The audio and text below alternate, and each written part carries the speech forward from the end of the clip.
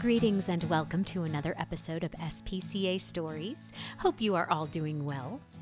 If you are new to us, welcome. If you've been here before, welcome back. I'm Dawn Fenton, SPCA Monterey County Content and Education Manager. We are coming to you from the SPCA Monterey County Claire Jacobson Learning Center in beautiful Salinas, California. Here at SPCA Monterey County, we provide a wide scope of services to the animals and people in our community. And in this episode, we will be talking to someone who plays a vital role in engaging community and donor support. My guest this time is the effervescent Andrea Satterfield, Event and Donation Engagement Manager. A quick note to some of our more sensitive listeners. We do mention sensitive topics such as surrendering a beloved pet and humane euthanasia, so please take care while listening. Hello, Miss Andrea. Hi, Dawn. How are you? I'm great. How are you? I'm good. Good. Yeah. Welcome to SPCA Stories, our fantastic podcast. I'm very excited. Thanks for having me. I'm excited you're here. I'm really excited you're here. So, what is your title? So my title is I am the Event and Development Engagement Manager.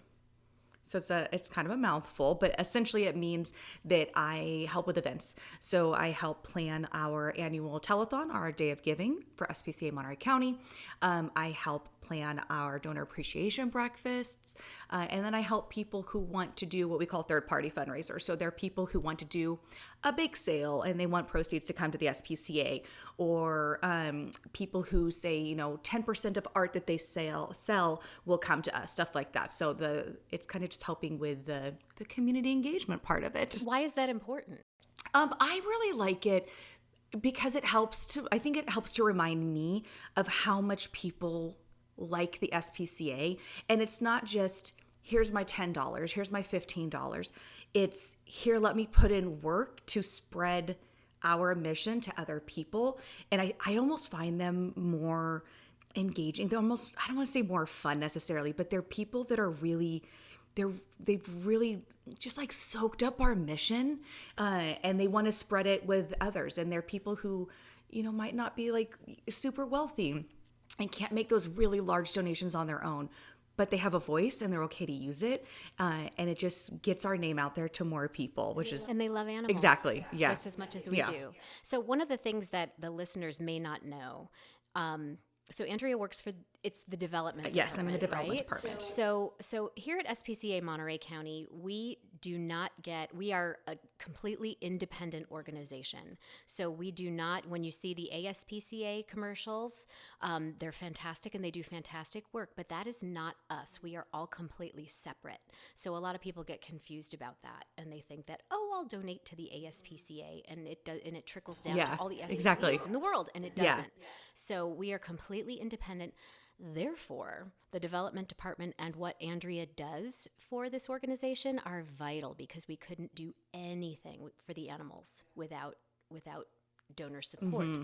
So Andrea and her team are responsible for, it's a big deal. It is. They're of basically helping us run the joint financially. Yeah. So Andrea, thank you. One of the things I like to do when I start, and I usually do this a little earlier, but that's okay. We started talking and it was fantastic. I like to give people compliments when they come in and speak to me, because this podcast, the idea behind it, of course, we talk about the animals, of course, but it's really important that people know the people that do the work for the animals. And we really want to shine a light on those folks who do the work. And you have been around, and we'll talk about this in a second, for a while. But you have such a great heart, and you kind of light up the room. You light up the room when you come in. And you're such an engaging person. And I think people see that. So you fit in here and with what we're trying to do. I mean, it's just from day one. Oh, thanks, Dawn. You're people, you're easy to talk to, and you're fun, and you bring a smile to people's faces. And, the people who work here are, all about, the way Scott put it is, Scott DeLucchi, our CEO, he put it, he's like, heart and hustle. That's what we're about. That's what he said. And that absolutely fits you to a T. So I wanted to let you know that. But I do want to talk about, because you've been around for a while. So how long have you been an employee? So I joined the staff in October 2019. So just before the pandemic hit, a position opened here that I was like, oh, that doesn't really fit what I was doing in my previous world. But it was talking to donors. It was a donor relations position. And I was like, I know how to talk to people. It is, my mom always told me to get a job that I could just continuously talk. And I've done that. So it was an easy transition from my previous career to this one. And then I've just kind of worked my way around holding not really different positions, but like taking on some tasks, especially during the pandemic when, staffing kind of shifted. And then coming out of the pandemic, it shifted some more. And then came into this role, a little over, I think it was like a year and a half ago.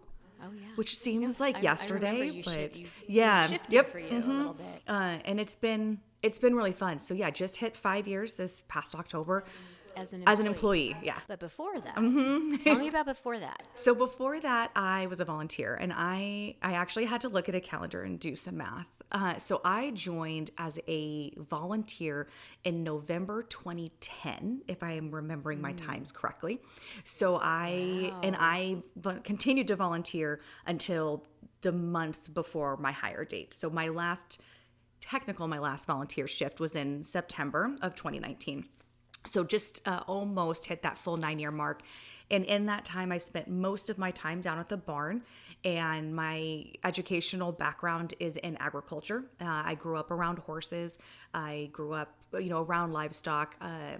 My job at the time, while I walked around, I didn't do any kind of like hard labor. And I was like, I want to do some hard labor. Let's get out to the barn. And it was so incredibly rewarding. I saw some of the biggest transformations. I saw some of the biggest heartbreaks that turned around. There was a case of a severely neglected horse that we had when I hadn't been here that long. I mean, we're talking skin and bones. It was not good. And I remember just standing in her stall, just crying, because I just couldn't imagine how someone could do this. And fast forward, and she was here for a good amount of time. It was like a year plus. I was actually able to be in the truck transporting her to her new home. And it was, again, I just sat in her stall and cried, but it was more happy tears at that point.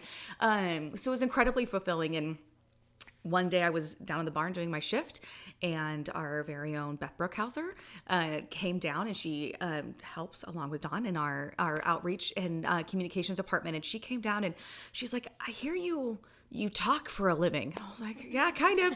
She's like, do you wanna do the news? And I was like, how do I train in that? Like, what's the training schedule? And she's like, you go on the news and you talk.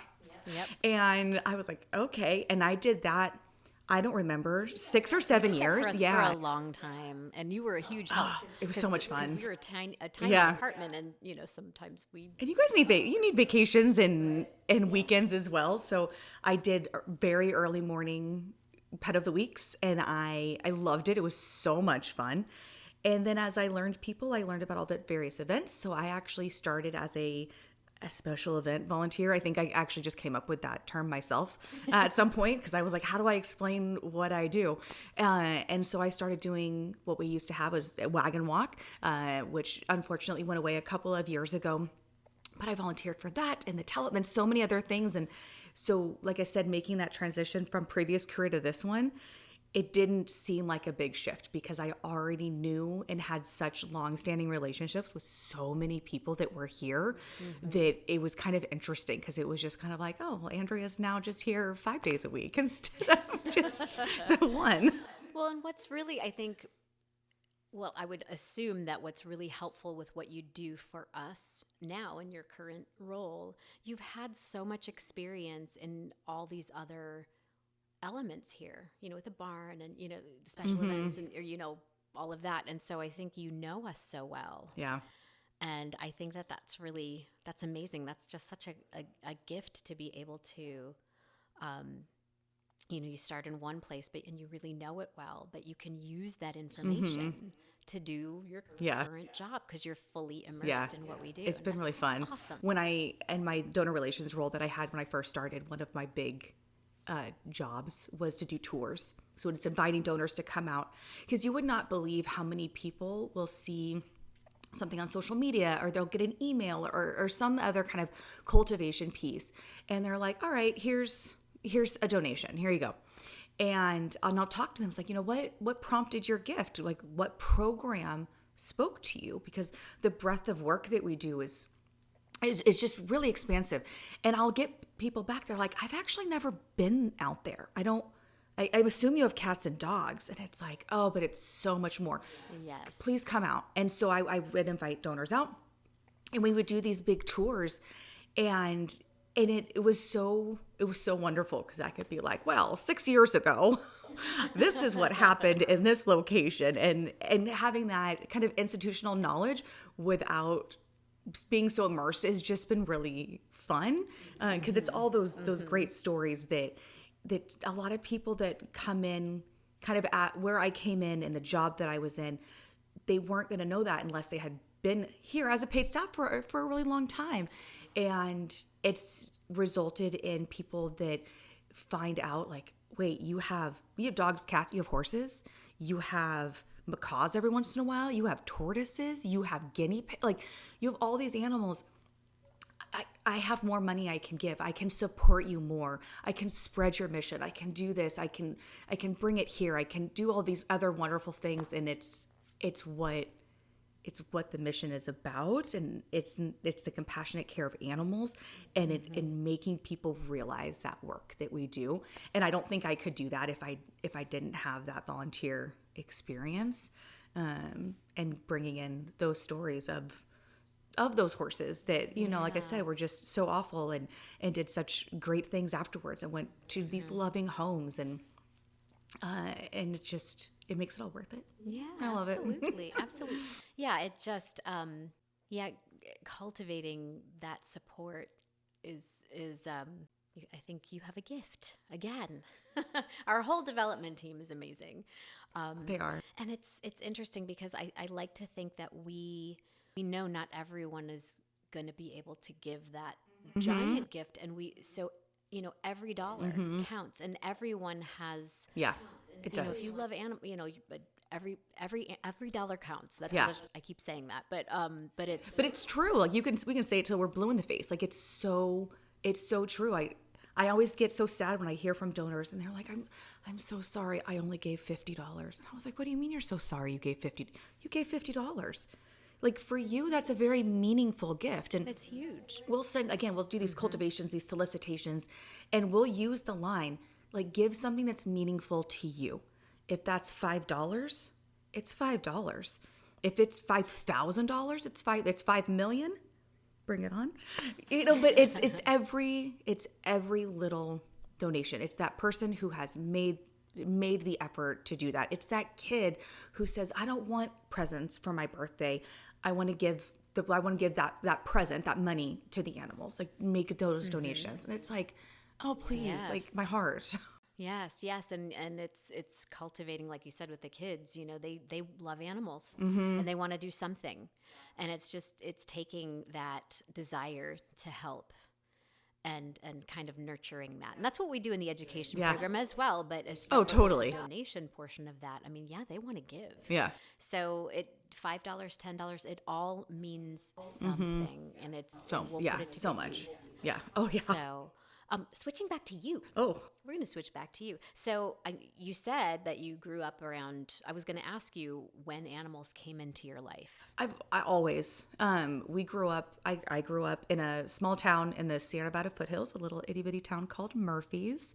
And we always, my parents had a dog when my brother and I were very, very young. We had a lot of feral cats that were around, and we would always, feed them and try and make them, not so feral and come around a bit more. And then my dad had a lot of like kind of just, we all just like the cowboy friends. Like they were these guys that had horses, and we had a barbecue that we went to every year. It was called Lonesome Dove.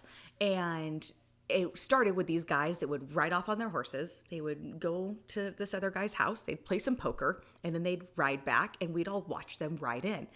And I would sit there like, okay, let's come back already. Because I knew once they came back and they got off, I would run down the hill to the first one I knew, say, can I get on your horse? And then next thing you know, they're leading little Andrea Satterfield around on pony rides. and it was great. And then I think I was in middle school when I got a horse for Christmas, which I always love telling people that. My dad got me. His name was Jay, and he was one of those horses I got led around on, and I just thought he was the coolest thing. And I had him for a couple of years before he unfortunately got a little bit too old and I got too big. But we were able to give him to another family that had a real little girl. Wow. And she learned how to ride on him until unfortunately we had to say goodbye to him. But he just was just such an incredible horse. And it really taught me a lot about responsibility. And to be quite honest, the lack of responsibility I felt because I didn't understand what it took to do some of the things that are needed for a horse. My dad had to pick up my slack, so it was a really big learning experience. Sure. I've got my 2 dogs, I've had a cat, and just, friends and family that have had animals that I've always been around. And then, like I said, coming out to the barn was just falling back into like that love of being around a horse. Because I don't know if a lot of people know it, but horses can really sense your energy. And so like if I was having kind of like a bad day or my self-esteem was a little bit in, the tank for whatever reason, like you would get that, just kind of a little like nudge from a horse. Like they can really sense that. And it was one of the things that I loved so much about being around them is just their, I don't know if you call it like intuition, the way that they just like feed off of you was always really cool.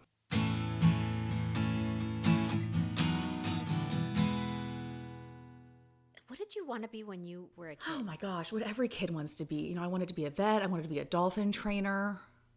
I just wanted to win the lottery and just travel the world. I mean, again, growing up was, dolphin training and being a vet. One reality set in a little bit more and I hit high school. I wanted to become a teacher. My ag teachers in high school were huge contributors to who I became as an adult. And I thought how cool of what they could do with me or with my classmates. I would love to do that to the next generation and help raise cool people who have, I'm not saying that I'm cool, but but have some kind of cool concept. Andrea, you're definitely cool. But just that I could help foster that compassion in other kids. I just thought would be really cool. And then when I got into college, I went to Chico State. I shifted away from teaching and actually wanted to go into USDA. And after college was like, I don't know if I really want to do that anymore. And I went back to an original passion, which is just connecting people and animals, and thought, what better place than maybe going to like a zoo? And I didn't end up at a zoo, but I did end up at an aquarium for a little while. And that's what I think has been really fun too about kind of my career trajectory, if you will. It's always had that common theme of people and animals and how we integrate, how we work together, how we can better support animals in whatever system, whether it's keeping waterways clean or it's making sure we're giving nutritional food or we're giving the best kind of training that we can to animals that we may have. All of that I think is really interconnected, and it's one of my favorite parts about where I've gone. All of this passion that you have, and that, how do you filter that into your what you do? Hey, they want to hear you, not me. I don't know about that too. No, how do you know? I don't know. It's just, again, reminding people that, we see ourselves as the big alpha dog on this planet, but we're not going to be if we don't protect what's there. And again, that doesn't just mean, again, like our oceans are, conservation or, any of that stuff. But it is just the way that we interact with things, and the way that we treat that stray kitten that we might find on the side of the road, and that compassion that can bring it over. And I don't know if I'm really answering your question with that. Yeah, you are. You are. No, for sure. And I kind of threw that one at you. But no, because I'm thinking just the way that when you speak about that, like you're just Yes, your body language, you're very bubbly anyway, but I really see you shine.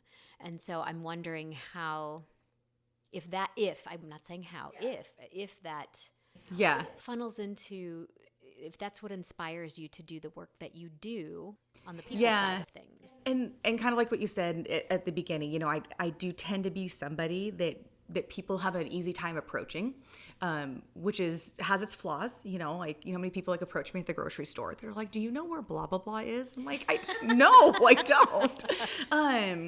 But I take it, as much as I try and and I don't take myself too seriously. I will crack jokes at myself just to get people laughing and things like that. And it's how conversations can get started. But also, if you don't believe in what you're talking about, the people you're talking to aren't going to believe it either. I could do all these tours around this beautiful campus and drone on and on about the work that we do. But if I'm not enthusiastic about it, and I'm not passionate about it, and I don't think it's really cool and really special, the people I'm talking to aren't either. And then what's the point of inviting them to come out here? What's the point of showing them? Because they're not going to leave with any better understanding of the work that we do. And I think the work that we do is really important. And there's so much of it that, even being in this organization for now almost, what did I say? We're 14 years now.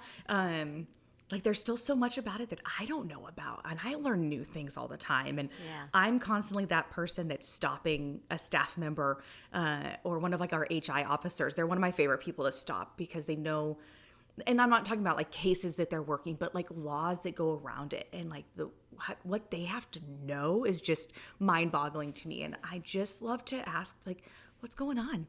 What can you tell me more about that? What's this? What's that? And I get excited about it.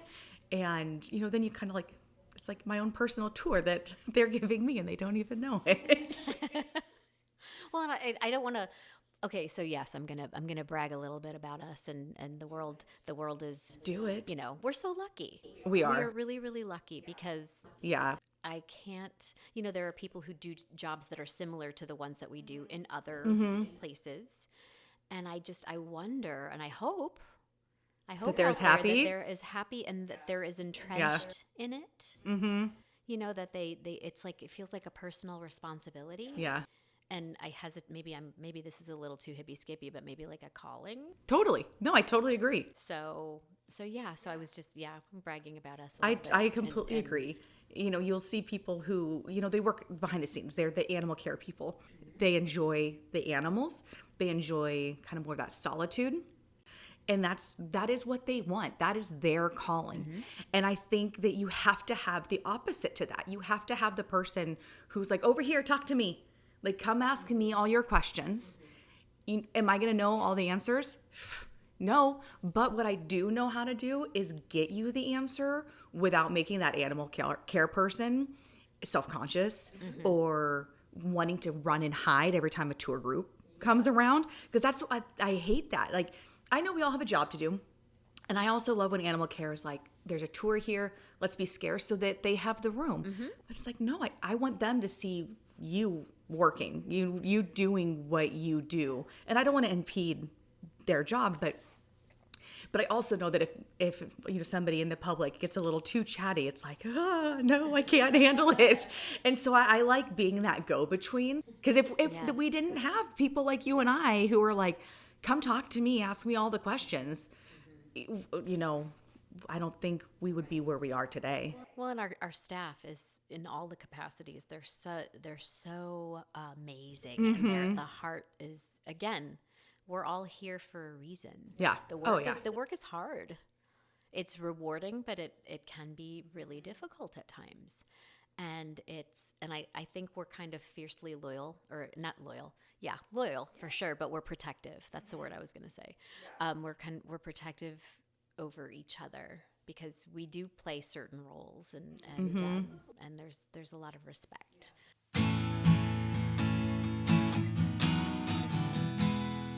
So as we're talking, and I'm thinking about it's such a joy to have you because you're so passionate. And another mission of this podcast, another goal of mine is to inspire people who maybe we've got somebody out there who's young and they're trying to decide what they want to do with their lives, or what they want to study, or where maybe they're headed, or maybe even somebody who's a little bit older who's thinking of maybe a career change. One of the things so you can be passionate about animals and not work hands-on with them all the time. I mean, yes, we could, both of us, we could go down and hang out with the kittens if we wanted to any old time, which is a perk. I try to. But it's also, I like to just remind people that if you have a skill, if you're a good speaker, or if you are really good at counting money, or yes, that's your skill, but you love animals.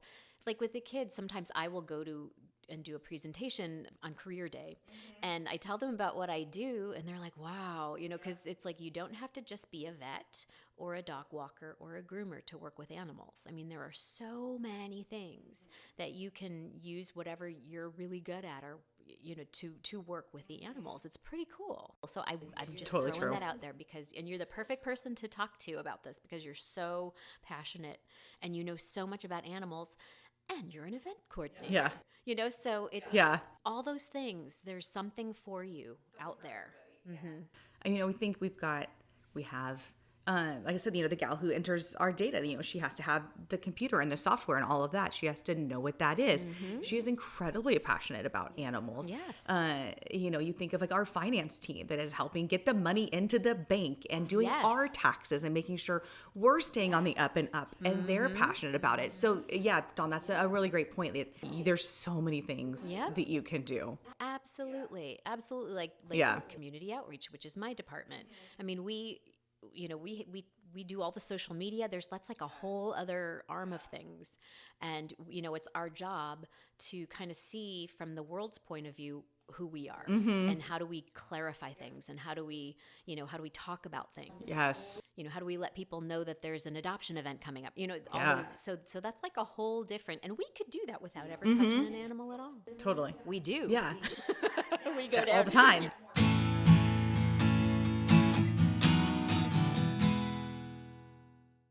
There's a lot of people that will donate outside of their home turf, their little territory, if you will. I'll get people every once in a while. They're like, I don't know why you're sending me solicitations. I live in Texas. And it's like, I've got people in New York that make monthly donations to us. It doesn't matter. People that have lived here, they've got a pet here. And it's not just they've gotten pets here. We have a long-standing donor, and he gives because he had to use our humane euthanasia services, our owner-present euthanasia services, when his animal got to that stage. And he did not adopt the animal from us, but the reason that he still feels connected to us is because we offered a compassionate service. We treated him compassionately. Compassionate is the key to the world here. And he just remembers that about us, and how we offered that. And he continues to think of us, and he no longer is I don't even think he lives in the state anymore, but he continues to give to us strictly because he remembers that moment. And that's the same thing with other organizations that are outside of where we are. Some people are going to live in Carmel by the Sea, but they're going to support an organization in Utah because that is what their heart was tied to. And that's okay. Right. You do not. We want your support because it's how we continue to keep the lights on and continue to do what we are going to do. But as a donor relations person, I want you to give where your heart tells you to give. If that's giving here, I love it. If that's giving to a different organization, fantastic. Like it's what your heart wants. I love that, Andrea. And if we're not your jam, it's okay. It is okay. I'm not gonna fight you for it. I love that. No, you are absolutely right. No, I love that. I love that approach.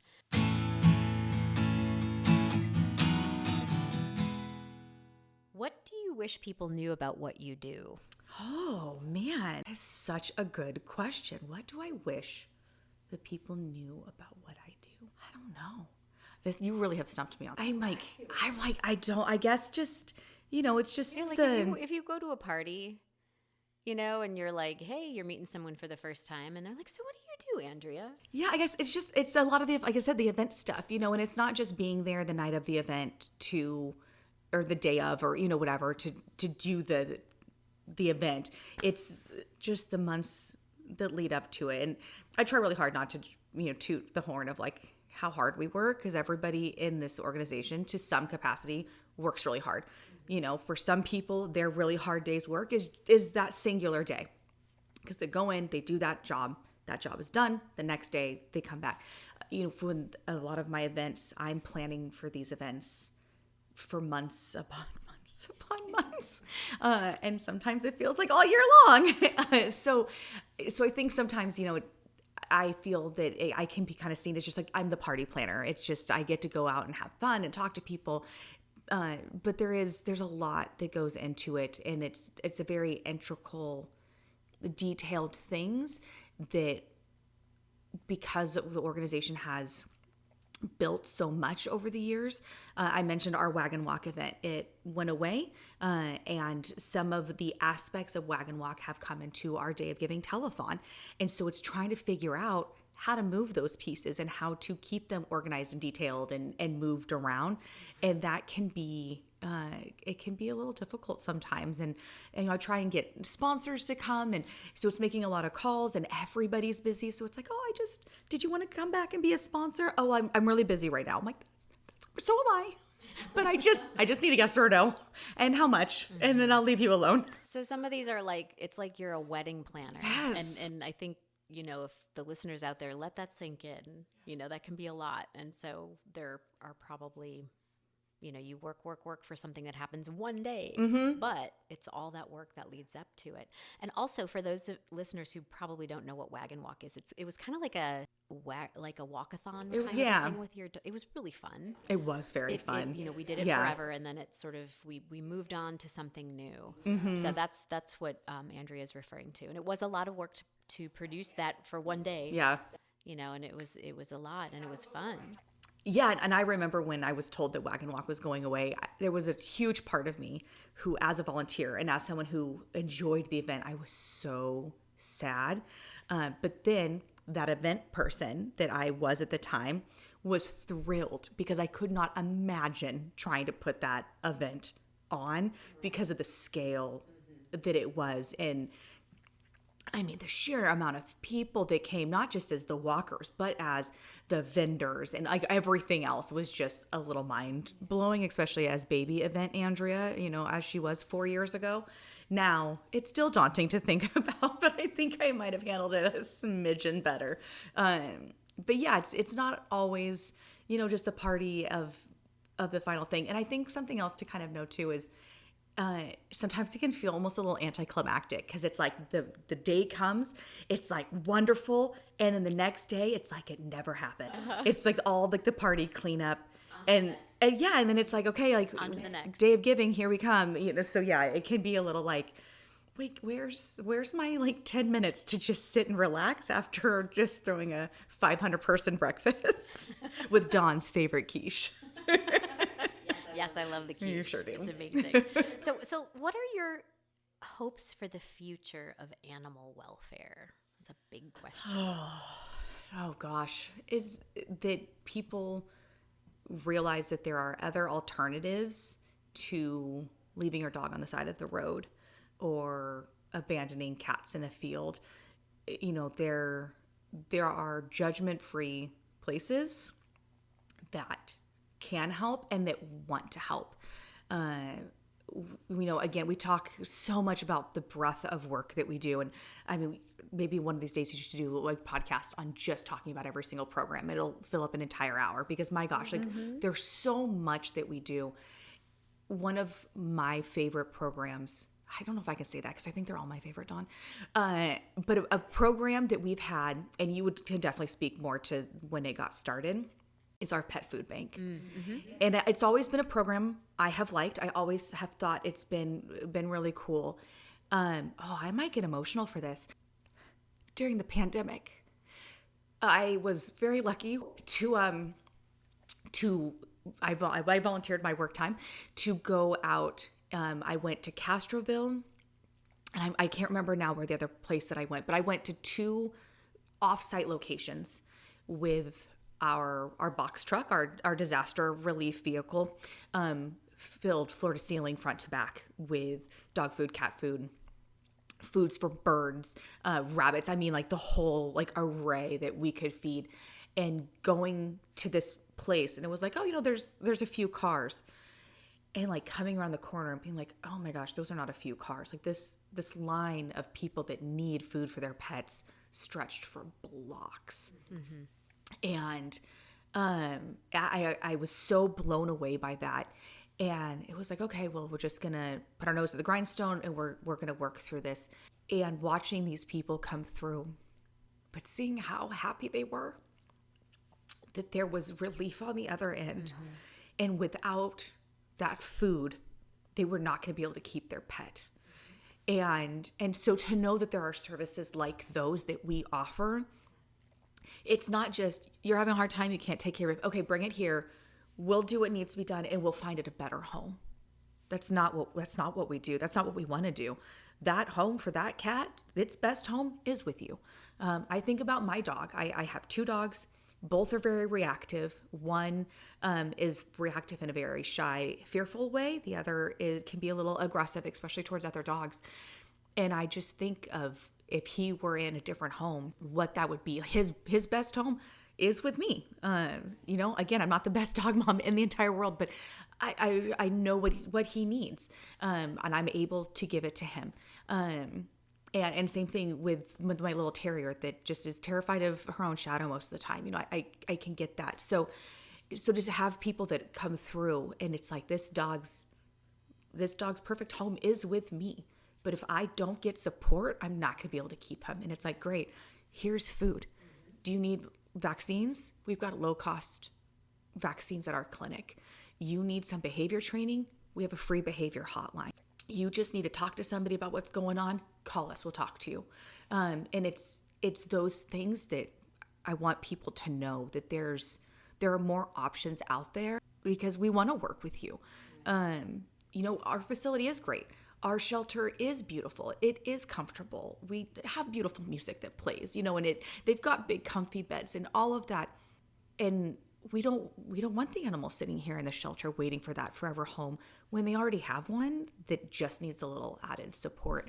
And I think that's something I would want people to know so much about. Yeah, it's and we do have that Oh. here still. It's still Pet happening. Food Bank is just, pandemic is over, but we still have that on Saturdays from 9:30 to 10:30. People can show up. I came in a couple of Saturdays ago and I was like, oh shoot, what did I miss? It's a long line. It's Saturday. Yep. Food bank is coming around any second now. Yes.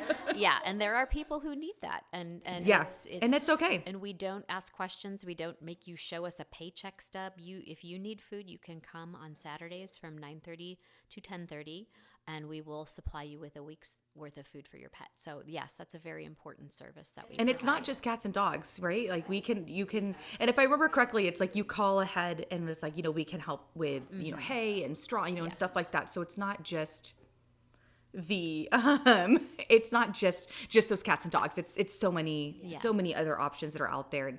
And again, like I said, I just want people to know that their only option is not to have to surrender. It is for some people, like it is an only option. But and let us try and help you. It's a judgment-free zone, and we want to help you, and we know it's difficult. Yeah, and if you are surrendering a pet because it is the only option, something else I want people to know is, don't lie about it, and don't make up stories of why, because that's not going to help us make sure that animal gets the perfect home.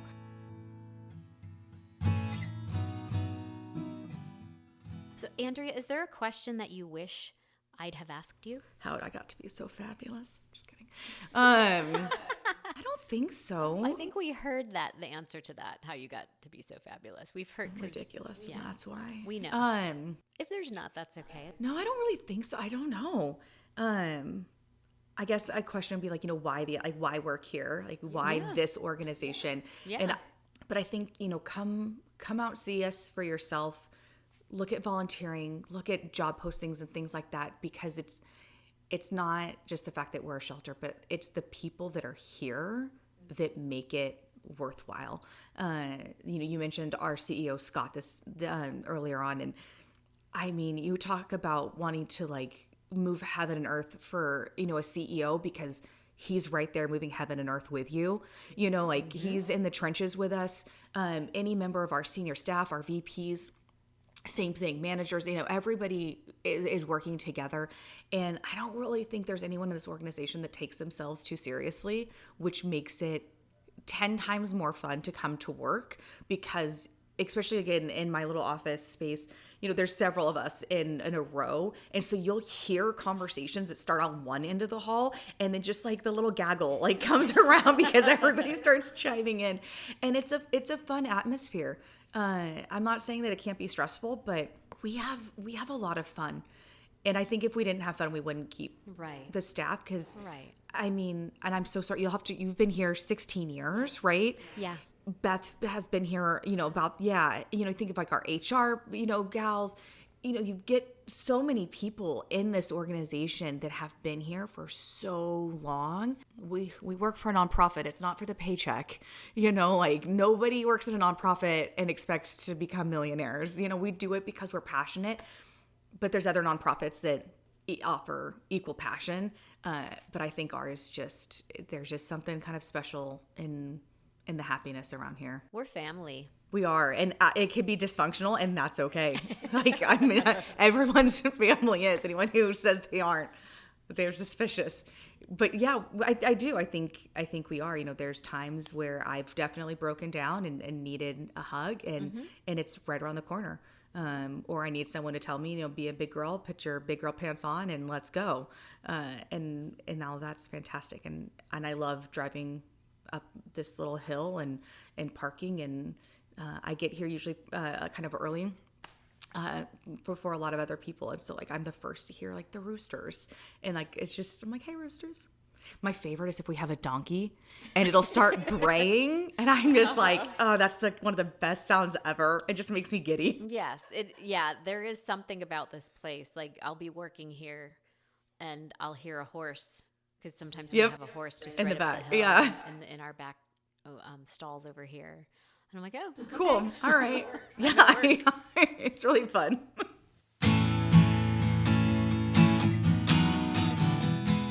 Andrea, It's done. thank you so much. Anytime. This is a joy. Has been so much fun to talk to you. And thank you so much for all that you do. And you'll probably be back at some point. I probably will have you back. I mean, I'm around. Well, I appreciate the time. I appreciate, all of your work in doing this. And it just, again, just spreading our message far and wide to people, because it's really cool. We do some really cool stuff out here. We do. And I really hope that it goes far and wide. That's a goal, because it doesn't just have to be Monterey County. There are animal lovers and people who work for organizations like ours all over the place. And I would love to hear from them and, get feedback and see how they do things. And, we're in this together. Yeah. Oh yeah. And I don't think any of us, that we don't want to be siloed. No. I don't want our industry to be siloed, because there's, once you think you're at the top of your game, you're not going to learn anything else. Right. And I don't know. I never want to be that person. I always want to learn. I always want to grow. I always want to hear. And that's why I stop so many people and ask them, what are they doing? What's happening? What special thing is going on? Well, there's so much to be shared. Oh yeah. In what we all do, because our focus is caring for those animals, and caring for the people who care for the animals. So yes. Yeah. And you're one of those people, and I'm so grateful that you took the time to talk to us. My pleasure. So, thank you, You're Andrea. welcome, Dawn. Thank you all for tuning in. We would love to hear from you. If you have any questions for us, please email us at info@spcamc.org. Please put podcast question in the subject line or something like that so your question can be forwarded to me directly. You can find more information about us at our website, spcamc.org. A tremendous thank you to all SPCA staff, volunteers, and board of directors, an incredibly supportive, compassionate, kind, and involved group of wonderful and talented people who work tirelessly and endlessly to care for the animals in our community. That's a mouthful. And a special, heartfelt thank you to our generous, loving supporters, of course. We at SPCA Monterey County could not do what we do for the animals and people in our community without you, and that, of course, includes this podcast. Dawn Fenton here, signing off until next time. Much unconditional love to you and your pets from us here at SPCA Monterey County.